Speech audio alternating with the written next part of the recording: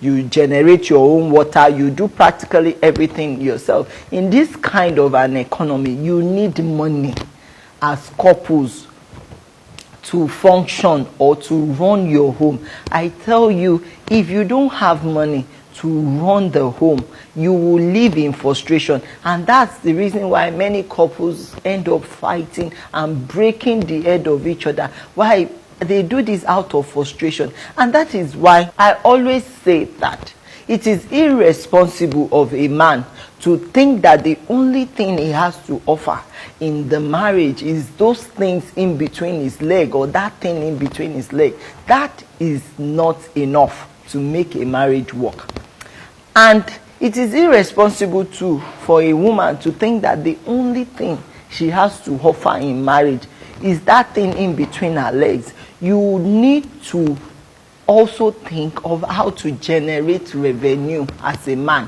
Why? Because you must put food on the table, you must send your kids to school, you must address the transportation problems that comes with everyday life. You must be able to solve other medical or take care of other medical bills, because when you have kids, once in a while they do fall sick, or even your spouse could fall sick, and you need money to attend to all of these things. I see some men, they take delight in impregnating their wives every year, but the honest truth is they do not have resources to pay a hospital bill, not to talk of even taking care of the baby that they gave birth to.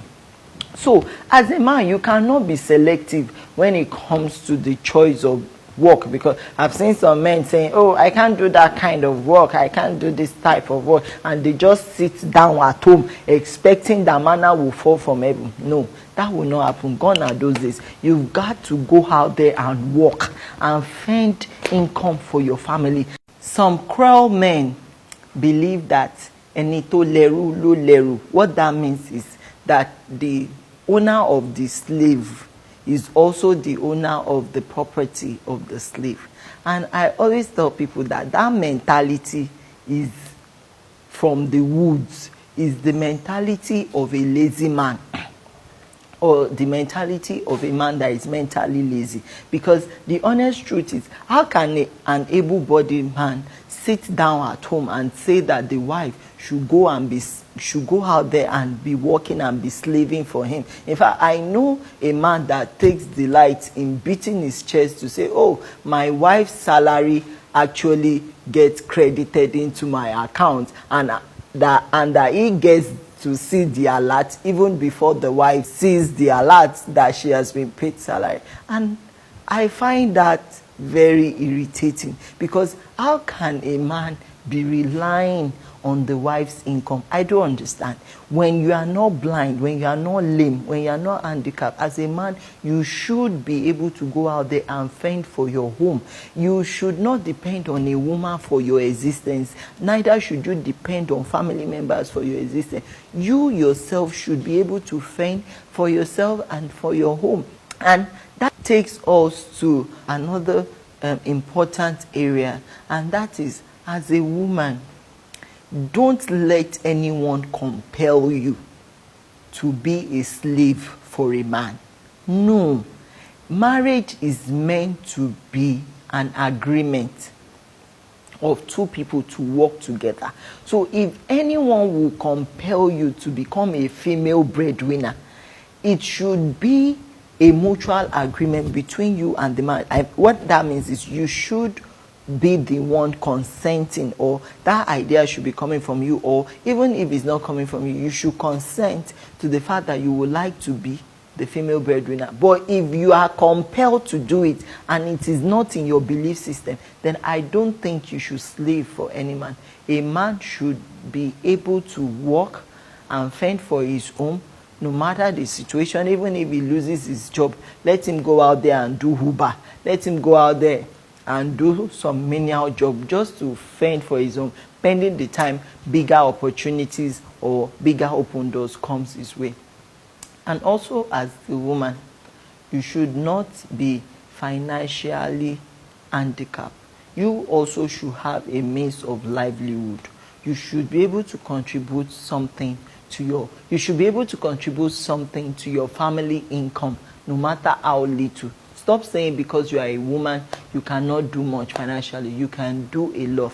You can also make money. You can earn some money and you can contribute to your family prosperity or your family economy.